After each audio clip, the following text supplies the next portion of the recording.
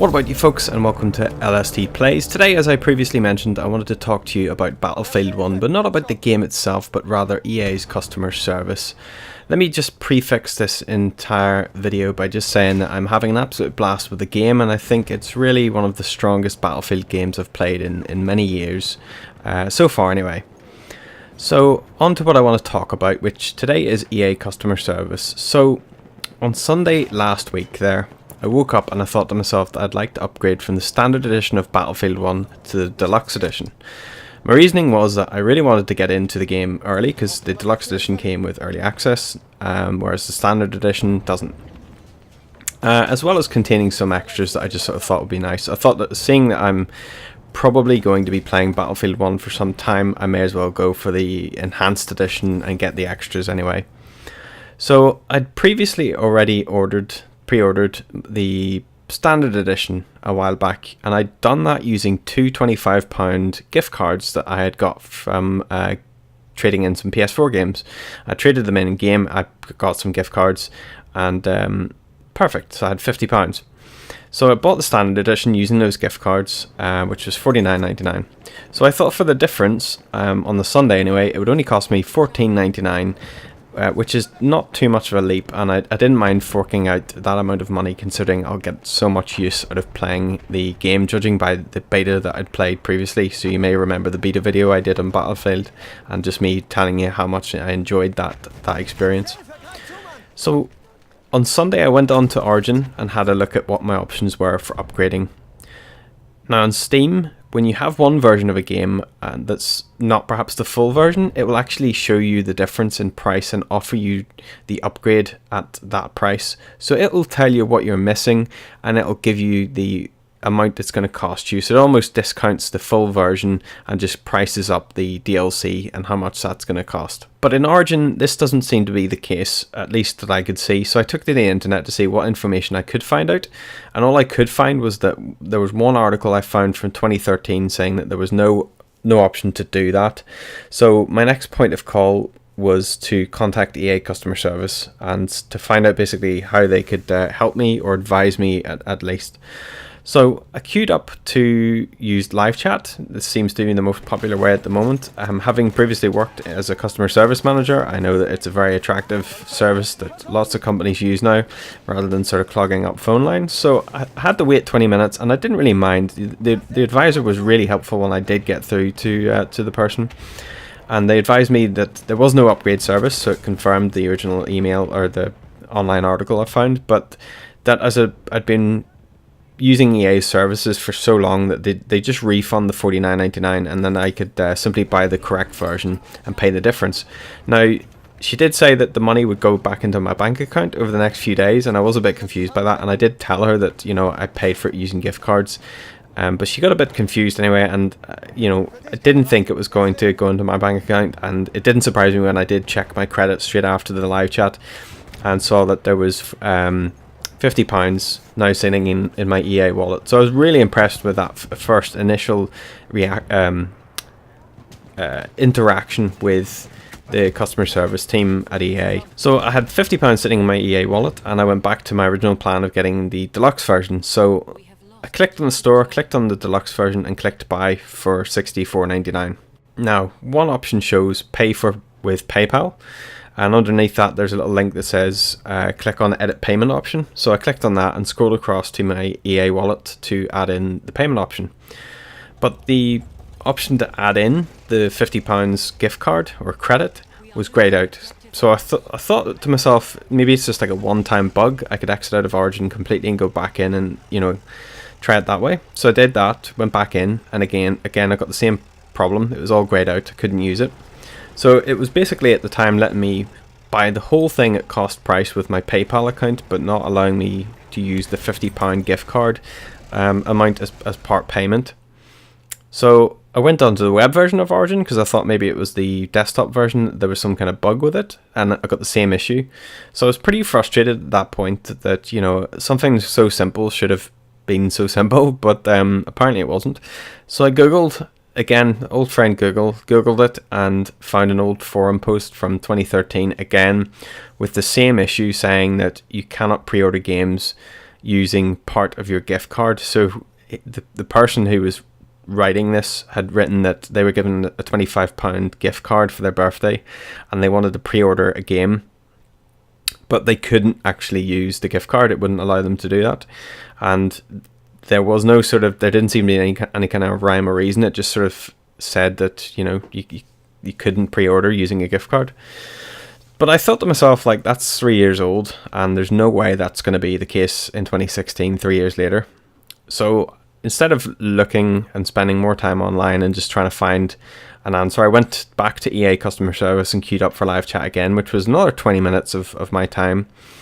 So I was a little bit more annoyed this time around, because that's 40 minutes in total I've spent waiting to get through to somebody. But anyway, I finally got through to someone, and what happened next just really blew my mind, and really is the sort of pretty much the length and breadth of why I was so annoyed and decided to make a video about it. So explained the situation to this new person and explained what I wanted to do. And after a while he said that he didn't think there was a way, but that I should post on a forum to see what other people think.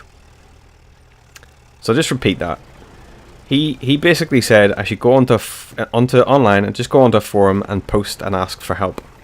And I basically went back to him and said, well, is that not what you should be doing, giving me an answer? Like a definitive answer, like this can't happen or this may happen. What he was sort of telling me was like, oh, there probably is a way around it, but he wasn't actually giving me an answer. He was just sort of saying, I'm pretty sure there's a way around it, but you need to go online to find it. And I was sort of like, well, no, you need to tell me, because you're basically hinting that you know something, but you're not actually telling me. Anyway, his response a short while later was staggering. What he basically told me I should do is I should pay the $64.99 to buy the deluxe edition, and then I'd have £50 credit to use for something else that I wanted. Like, just let that sink in for a second. He wanted me to spend $64.99 and ignore the fact that I had £50 sitting in my account. I'm not making this up, I swear to you. And I'll get on to why I can't show you any kind of transcript information later, but here we go. So we went back and forth for a while, and I explained that all I wanted was a solution or an answer, definitive answer, as I don't want to buy another gift card, as I only needed $14.99, which you can't get on a gift card, to my knowledge. You either have to spend £25 or £10, so it would mean that I would be £5 over if I bought two £10 vouchers, or I would be £10 over if I bought a £25 voucher, funny enough. So after this, he then went on to tell me that I should have thought of that before I got a refund, which I was sort of perplexed, because I had explained the whole situation to him back at the start. I explained why the person gave me the refund, didn't explain to me that I wouldn't be able to use the gift cards or the credits, probably because she didn't know that the way I had paid, was using a gift card. She probably thought I'd paid using money, which wouldn't have been a problem. I would have been able to just go online with the credited money back in my account and just buy it, not a problem. But she didn't obviously know that. So he basically said, you should have thought of that before you got a refund. And I took a screenshot of it. I was so annoyed at the time. So at this point I was pretty pissed. I didn't really know if the guy was actually just taking the piss, because obviously he'd said, previously you could just pay for the game fully yourself, and then he comes off at this point, and I was sort of like, well, how is this guy in customer service? He's not helping me whatsoever. He's just annoying me. But to make a long story short, and believe me, it was very long, because we're talking, although I'm sort of abbreviating everything here, the back and forth took almost an hour, as he basically kept pushing me towards giving me like a discount, to which, I explained to him, because he was offering me 15% discount, and I had to basically explain to him that it didn't matter if he gave me 15% discount. I still wouldn't be able to buy the deluxe version, as I couldn't use the gift cards as part payment, so it made no difference if he gave me 15% or 10% or even 20%, because I wouldn't be able to actually use the gift card. But push came to shove, and I was getting nowhere, so I basically took the gift card, or not the gift card, the discount. So what I had to do then was I had to go up to Tesco's and buy like a £10 gift card. So $64.99 minus 15% is £55. So that was all I should need, was a £10 gift card. So I get home, I add the card, click buy, add the discount code to the payment screen, error. Apparently discounts can't be used either on pre-orders, on this one at least anyway. So not only did I find that the guy on live chat, was really rude what he was saying to me, but apparently he didn't even know what the rules of service were for pre-orders. So anyway, I had to go back out to Tesco's and get another £10 gift card, wasting more of my time, petrol and day, and eventually got it pre-ordered. Now at that stage you're probably asking yourself, like, why did you bother? Like, seriously, why did you bother? And I'm pretty stubborn, so I was just sort of like, I have to get this done. This is annoying me no end. I have to just have a resolution of it today, and then I'll go back and contact them and make a complaint later. So what did we learn anyway? Well, one glaring thing is, do not buy gift cards from EA. Do not pre-order from EA, no matter how much you want the game. Believe me, they don't deserve the money. If you can't use a gift card as part payment on a pre-order, what is the point of selling gift cards? Like, legitimately, I mean, I went online, found a forum post from 2013 saying that somebody couldn't do it back then. 3 years later, we still can't pre-order stuff using a gift card.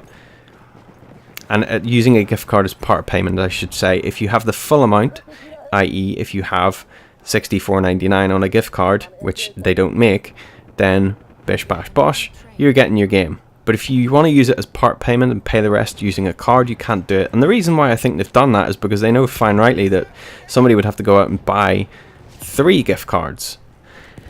Anyway, you'd think that that's at the end of the story. Anyway, I couldn't pre-order the game using my gift cards. That was really my biggest grievance, was that I couldn't use my gift cards against a pre-order. I wasn't getting a definitive answer off the customer service guy. He basically kept telling me that it was a marketing decision.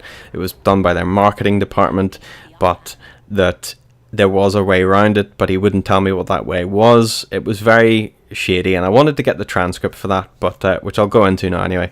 But that's my sort of tale of a pretty lackluster service that I got, from me wanting to buy something basically off them.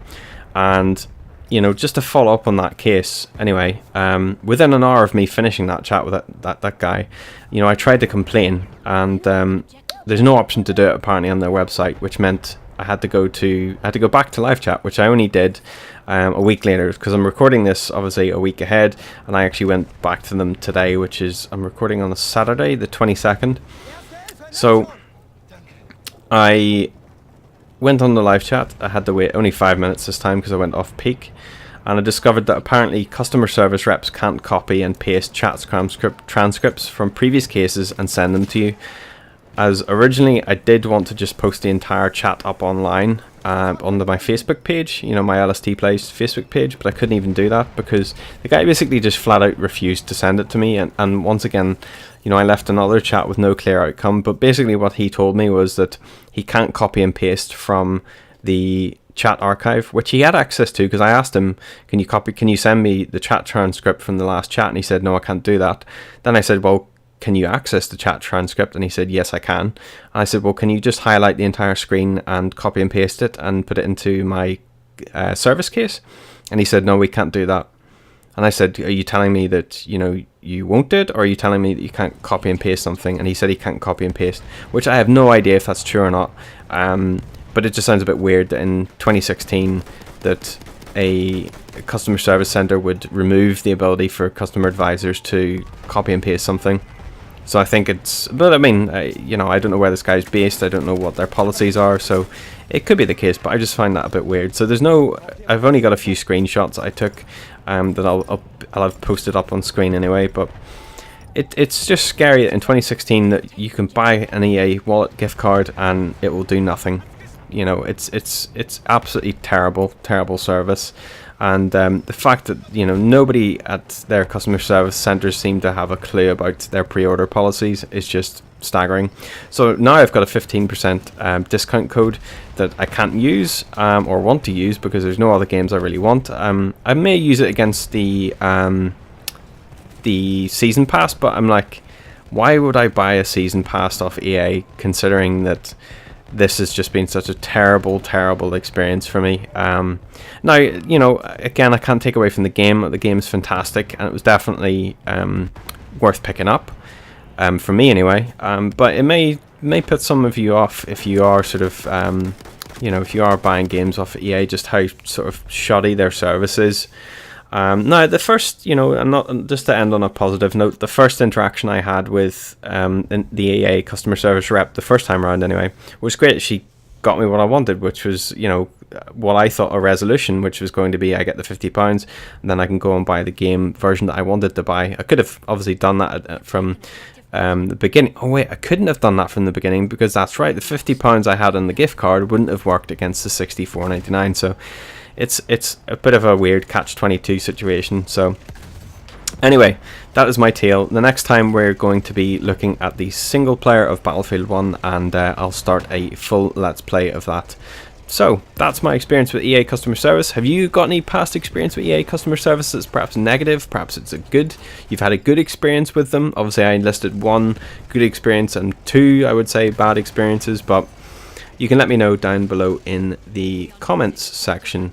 And if I do receive any updates on the case, what I'll do is I'll post them on my Facebook page. There's a link in the description to the LST Plays Facebook page, so feel free to check that out, and I will see you in the next one.